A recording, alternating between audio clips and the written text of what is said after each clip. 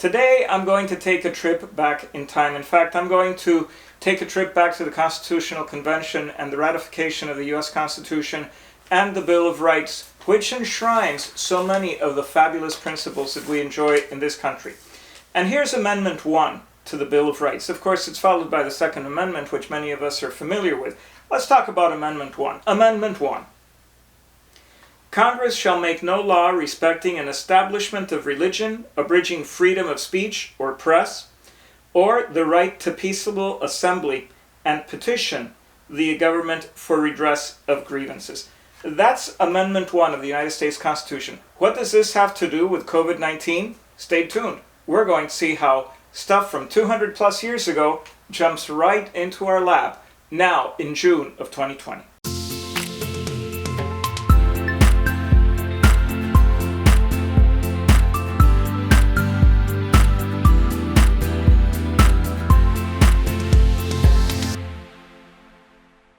This is Dr. Oscar Hernandez, board-certified internist and pediatrician. Thanks for watching these short segments. Today's may be a little longer. I don't know how I'm going to run on time, but there's a lot to look at when it comes to the tragedies that we've recently seen on the street with the death of people at the hands of a police officer, multiple police officers, who are basically out of control. There is no place in our democracy for racism. There is no place in our democracy for abuse of power. Just because you have the badge and the gun doesn't mean that you are above the law. And in fact, little by little, we are seeing the wheels of justice starting to turn. But I want to frame some of the protests and some of, unfortunately, the riots that we've seen in terms of what we expect might happen in the cities that have been so affected by protests, and more than that, by riots, which are kind of more of an uncontrolled environment, and how that dovetails to the COVID-19 pandemic. Yes, we have the right to peaceably assemble. We have the right to petition government to redress grievances that we may have against government. We need to do that in a peaceable manner, and if we're doing it in a peaceable manner, we also need to take steps that help avoid the spread of COVID. Because if you think that COVID went away just because we have a civil rights disaster going on, I assure you, it has not. This bullet will come back to bite us also. Now, here's the thing. We've had manifestations, protests, and in some places riots in over 140 U.S. cities, including the city in which I'm at, Miami, Florida. We've seen them in Louisville, Kentucky. We've seen them in Los Angeles. We've seen them in Minneapolis. We've certainly seen them in New York, in Austin, in many different places. So what is it about public protests and worse than that, rioting, that can increase our COVID-19 numbers and unfortunately lead to death in many cases? Well, not all the time when we see our COVID numbers go up do we see COVID mortality also go up. In fact, I want to share those numbers with you when it pertains to the state of Florida, where I'm in, because there's a little bit of a mismatch there, which is good. We want to see less death even if the numbers are going up. So we're going to look at those numbers a little later. But what is it about public protest that might give us a spike in COVID-19 numbers? Well, think about it. If you're out there and you are elbow to elbow with other people, and when we're doing protests and when we're doing that sort of thing, the top thing on our mind may not be the 6-foot distance, which in almost every single film that I have seen about protesters on the street, they're certainly not maintaining 6-foot distances. I think it would be very difficult to do. In many cases there are masks. In many cases there are no masks. In many cases there's a lot of vocal protest. People are shouting, they're shouting slogans and so on. And when we do that, well, more likelihood of virus being expelled if we carry it. In the unfortunate situation where we might see pepper spray being launched against demonstrators, well, what does this do? It causes a lot of eye irritation and sneezing. What do we sneeze out if we carry COVID-19? We're sneezing out COVID-19. In many cases, many of these manifestations are in more enclosed public spaces. Now, they are outdoors, as we have seen in cases, right? But these folks are often contained to an area, and so there's more of a group sitting. setting. Remember, this is supposed to be a 6-foot distancing world, and I know that that can be fantasy. But those are the things that kind of set up protest, which we have every single right to do, and we should do to redress grievances when necessary. But looking at it from a public health point of view, these are the things that we worry about. So if you're going to be out there, if you're going to be involved in a public protest peacefully, I would pray, please wear your mask, preferably an N95 mask. Avoid the close contact if at all possible. And if you're in a high-risk group, you're over 65, or you have lung illness, or you have chronic kidney disease or heart disease, or many of the things that we've already mentioned and are easily searchable on the web, please don't go. Stay home. It's probably the best advice. And this is very important because Florida is now about to enter, Florida has already entered phase 2 of its economic recovery plan and reopening plan. And in Miami-Dade County, where I am at, it is now June 7 of 2020. We have not yet started phase 2, but all other counties of Florida except Miami-Dade, Broward, and Palm Beach are indeed in phase 2. If we have a moment, I want to look at what phase 2 means. If you have any question about the issue of public protest and how it relates to our civil rights, I would urge you to do something that I've never asked anybody to do.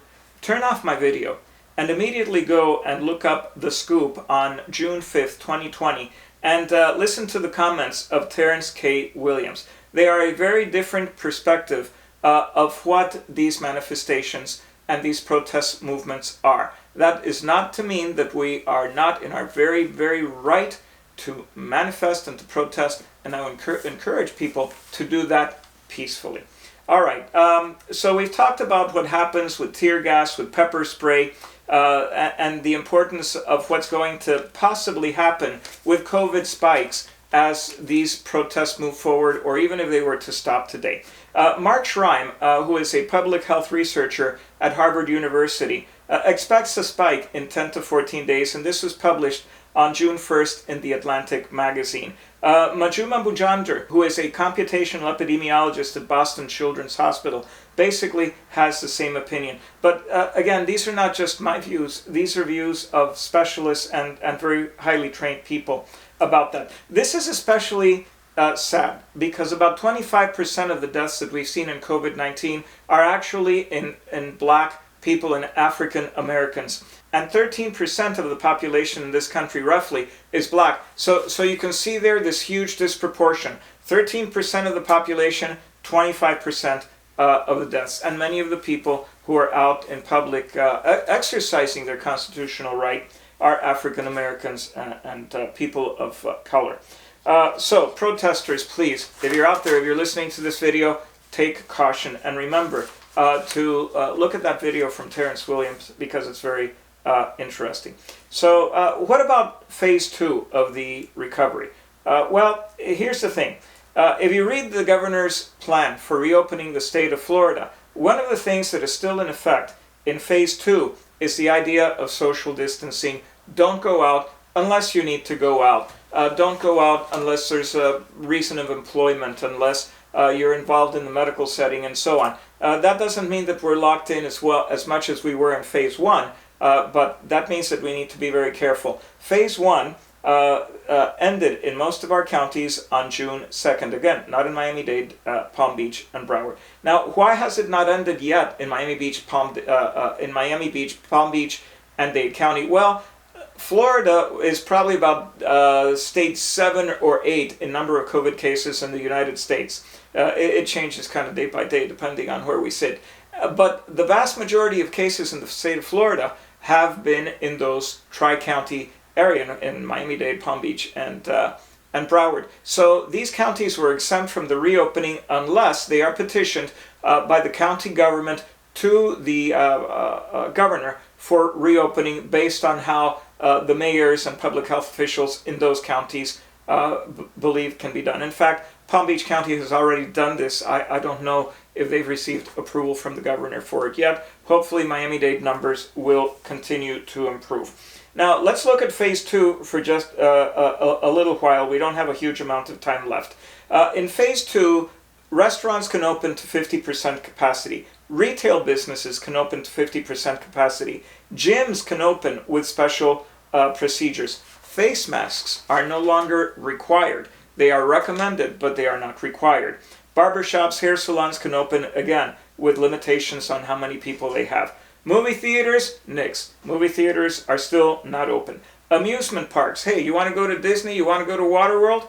They're opening up for business. In fact, I think Universal has just opened up this weekend. But they have to have special precautions, and again, 50% occupancy or less. And these parks are supposed to have groups of 10 or less people moving into a ride or an attraction at a time. At least that's my take on the governor's recommendation that I read in preparation for this program. If you're coming in from New Jersey, New York, or Connecticut to the state of Florida, you're still going to be in a 14-day quarantine. Schools remain closed, and houses of worship, churches, mosques, synagogues are open. Daycares are also open with special precautions. Oh, by the way, if you also came in from the state of Louisiana, that 14-day quarantine also applies. What do we expect to see as we open up? Certainly, what do we expect to see as we have had more shoulder-to-shoulder interaction in public protests and so on? Well, we expect a blip. Guess what? The blip has already started. So if you go to the Florida Department of Health COVID-19 dashboard, you can see a trend about the number of positive cases that we've had in the state. But it's mixed news, because the total number of cases does not necessarily mean that we are seeing more COVID. Well, how can that be, doctor? We have more cases for certain. We have more spread. Not necessarily. If you're doing more testing, you would expect to see more positive cases. And we actually have statistics and numbers for this. The Miami Herald online edition on June 5th, 2020 at 3:56 p.m. This is an article by Dan Chang. Looked at the case positivity rate. What does this mean? This is the percentage of tests that are positive out of the total number of tests done. Well, you had 10 million positive cases. That's not a real number, people. That's just an example I'm giving as a matter of exaggeration to talk about what I'm talking about. You had 10 million cases. Well, before that, you were only seeing 1,000 cases a day. Now, all of a sudden, on one day, you saw 10 million cases. This is bad stuff.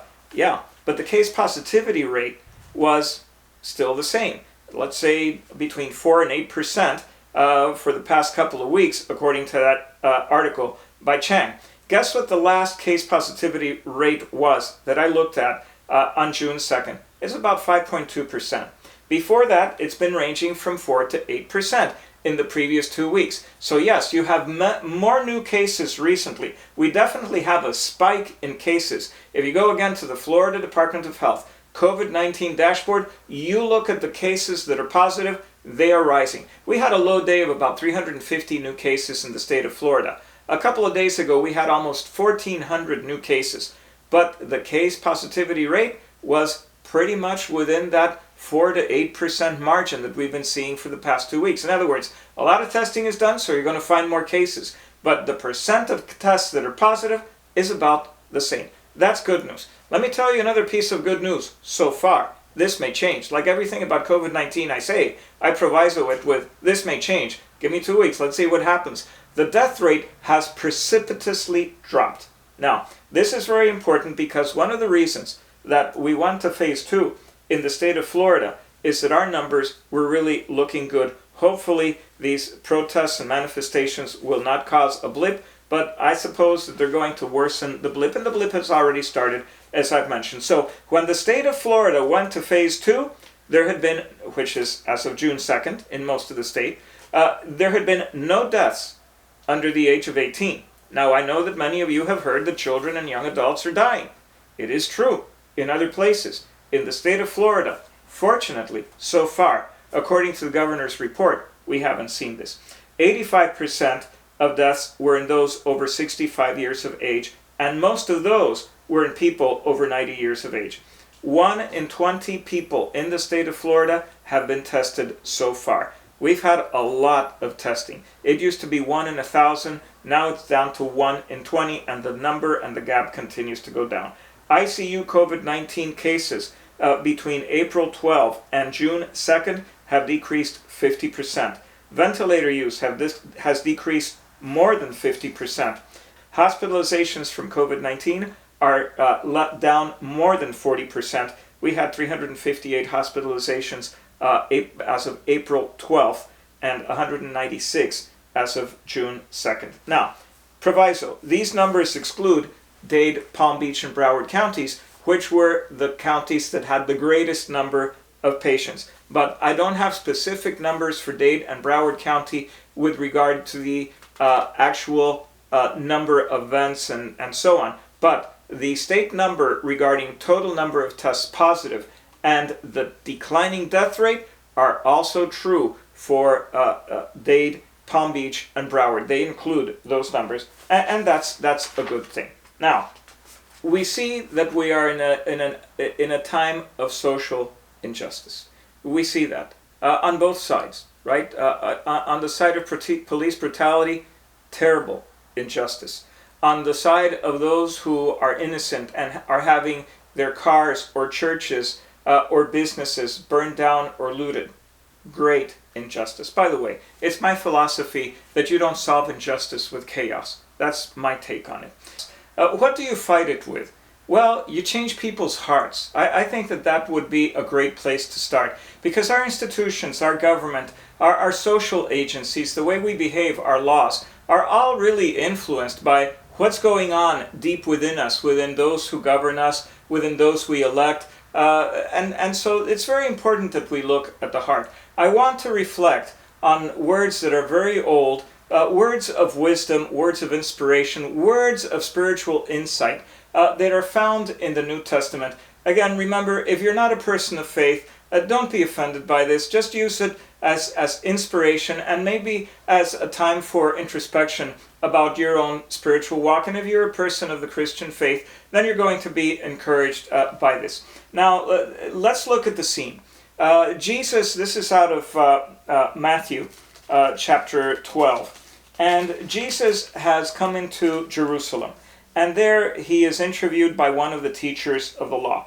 And this teacher of the law came and said, noticing that Jesus had given them a good answer because he was talking to other teachers of the law before this scene comes up. He asked, of all the commandments, which is the most important? Isn't that at the root of much of the trouble that we have in life? Whether it's in our families, in our children, in our businesses, in our societies, in our police departments, in whatever it is that we have. What is the problem? These are really matters of the heart. And which of the commandments are the most important? Well, if you're a person of faith, you may know that in the Old Testament, God gives the people of Israel 10 commandments. Commandment 1 is, Lo Israel, the Lord thy God is one. You will have no other gods before me, for I am a jealous God, and so on and so forth. Guess how Jesus answers this question about which is the most important commandment? He actually adds to the commandment.